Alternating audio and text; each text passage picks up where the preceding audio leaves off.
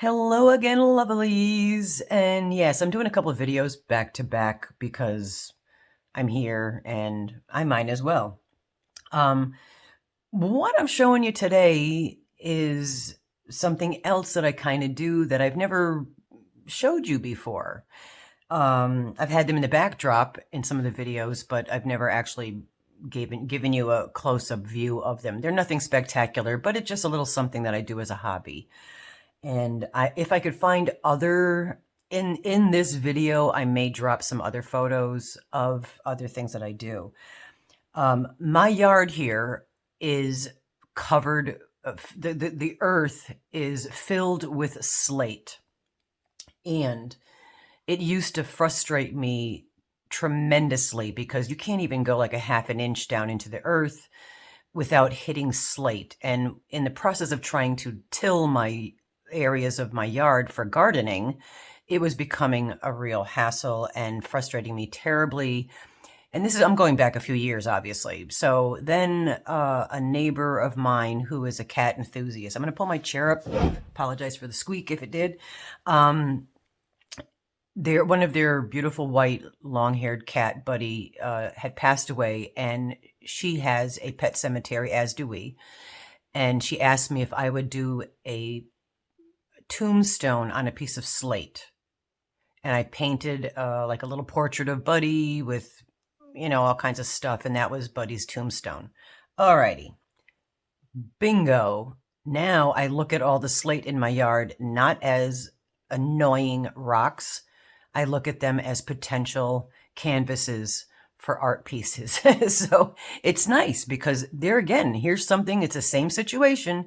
There's lots of rocks in my yard, but my attitude has changed towards them. So just a little lesson there that if something's annoying, try to switch it around and make something good out of it. So now I look through the yard and I'm like, oh, this is a good piece. Oh, this is a good piece. And I'll grab them, wash them, and leave them in my house.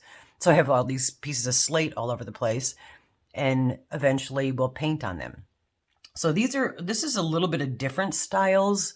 I know many of you have seen my Black Cat series, which was birthed through Oscar, Oscar de Wilde, our long-haired black cat that we rescued from a dumpster behind an Italian restaurant.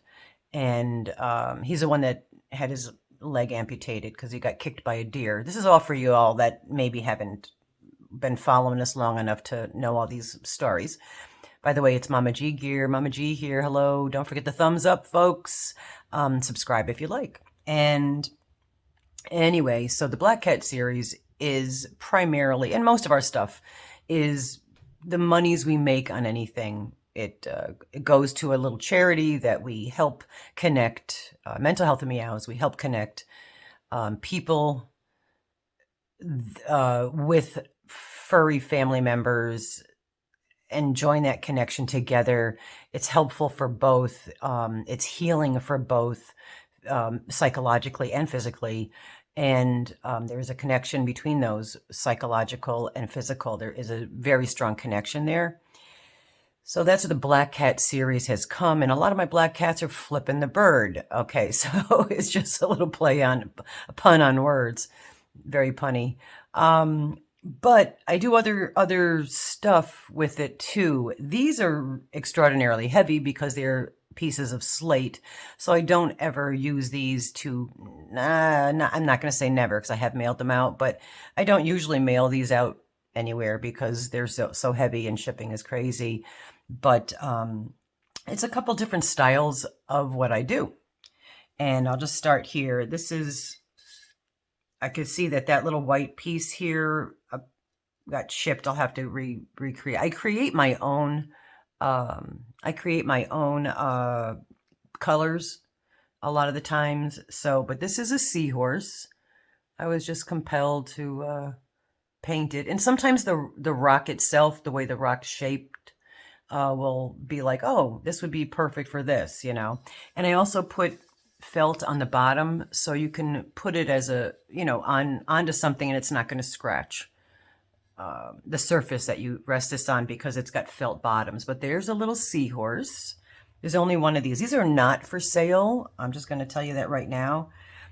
This one is the little girl with the black cat. Now I'm going to, disclaimer is I did not create this design.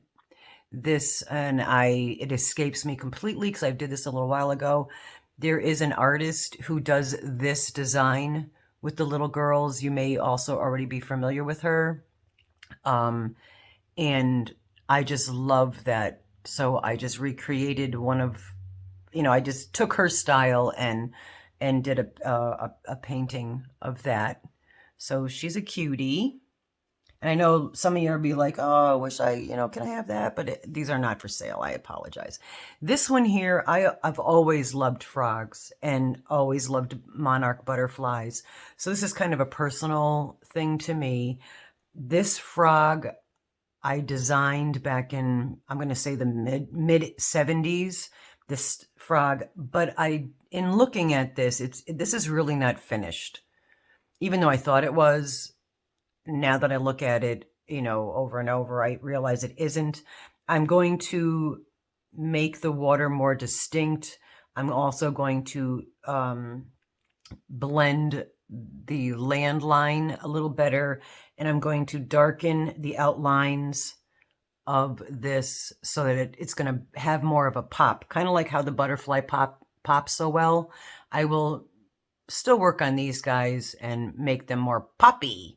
Yes. Okay. So let's put Froggy over here. And this is just a patchwork mushroom. And I don't know if you could see the little ladybug. That is actually a little ladybug on there, and the grass. And then in the last one, I'll show you my signature grass. But yeah, little mushroom. I also love mushrooms. Craig and Rusty forage mushrooms and other things, but they do forage for mushrooms. So mushrooms are our future and are also extremely healthy for you.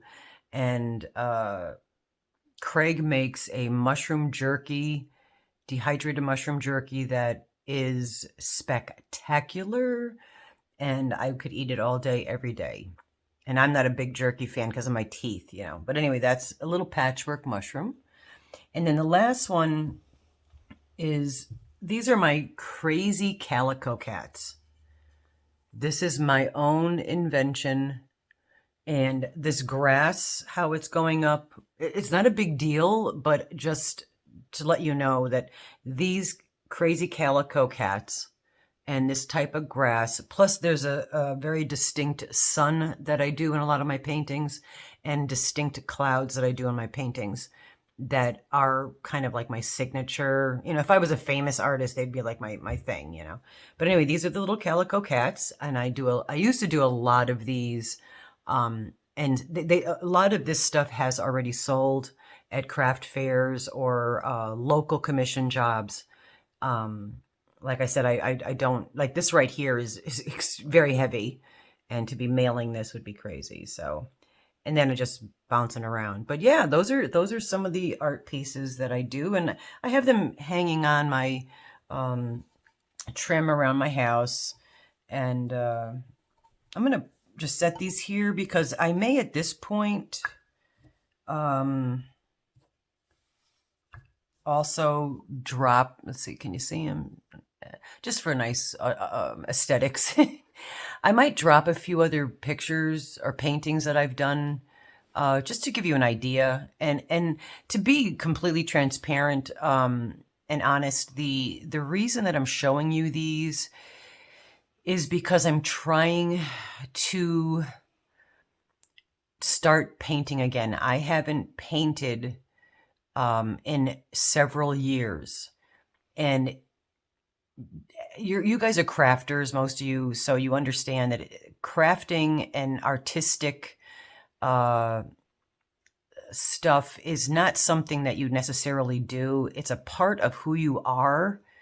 And when you don't create yourself, do the creative things that are a part of who you are, there's a internal battle and a feeling of loss. I don't even know the words to use, but you're not being true to yourself. And we always say, be true to you.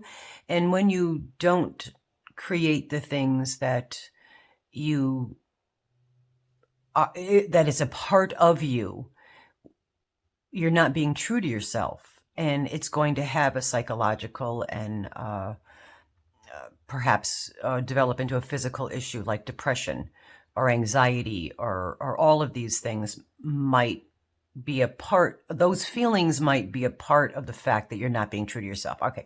You know that when I start on these tangents, there's nothing planned. So it's my brain trying to process sentences and make them somewhat coherent, which is not always possible. All right. So anyway, I hope I dropped a couple other pictures in here. If I do drop the one of the, hope I did, is of the, Jack Skellington. I just sent that over to Dee because she got the Jack Skellington, I was going to say fishing hook, but crochet hook. And I did Rusty loves Jack the Pumpkin King and The Nightmare Before Christmas. We're huge Tim Burton fans and love everything that Tim Burton's ever done. He's genius in my book. And anyway, and Wes Anderson is also another genius in my opinion. Both of those guys are amazing. So if you're not familiar with Tim Burton's work or Wes Anderson's work, look them up, give them a try. They're both very unique to their own style, and once you're hooked, you're hooked. Okay, so I hope I dropped some other pictures here. And in this, I wanted to just touch, since I'm talking about anxiety and depression and antsiness and unsettling feelings and loss of mojo. A lot of that is going on right now. At the time of this video, it is just the beginning of spring. We, myself and everybody else in this house and on this street in this area, live in Western New York. So like I said, it is snowing out today, and it is the very last few days of the month of March. A lot of people feel spring, happy, joy, you know, that because the daffodils and the irises and the robins are here and flowers are starting to grow and the snow is less frequent and the weather is warmer, that everybody should be just jumping for joy. In reality, this is strangely probably the most depressing time of the year. You would think that Christmas is, or the Christmas holiday time, whatever you celebrate at that moment, at that time of the year in December, you would think that Christmas is the most depressive time because of the losses that we've had in life and the memories that are gone, that it would be depressive. But if you look at studies, and I can't quote any of the studies right now, if you look at studies, springtime is, and I have to be very gentle on how I word this because I don't want to have to put trigger stuff, is the more people choose to end their lively journey here on the planet in the form that we are, more people choose to stop this journey during the springtime than they do during the Christmas, Hanukkah, you know, all the other holidays in December, that time.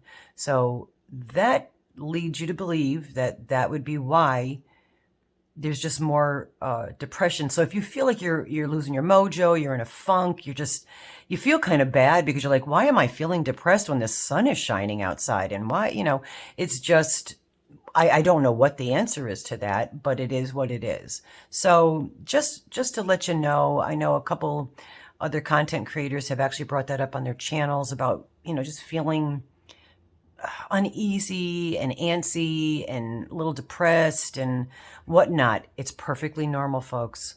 Just ride with the tide. Life is like a roller coaster. There's ups, there's downs, there's twists, there's turns, there's goods, there's bads. You know, if you eat a, you know, Coney Island hot dog before you get on the mad roller coaster, there's a chance you might throw up, so you're going to feel ill. You know, these things are part part of our life, our journey here on this planet. So don't feel like you're alone with it. Don't feel like you're singled out. It's a very common occurrence with most of us, but a lot of us feel weird to say, geez, I feel so depressed when it's finally sunny out and the snow has stopped. No, it is what it is. And on that long tangent, I hope I showed some photos of other pictures, and I hope you enjoyed and stayed. I truly appreciate all of your thumbs up, and the time that you spend here is truly appreciated. Subscribe if you like, if I hadn't said that already. And enjoy this day as best as you can. No pressure. You don't, when someone says have a good day, there's pressure because now you feel obligated to have a good day when you're just not feeling into it. So have a bad day. Those are fine. Hey, if you have a bad day, then the good days just seem better. Just look at it that way. Look at the bright side of whatever, try to find the good in anything that is thrown your way. And on that note, I'm going to say be fabulous because you are. Have a lovely day. Be well. And I will see you soon. Bye-bye for now.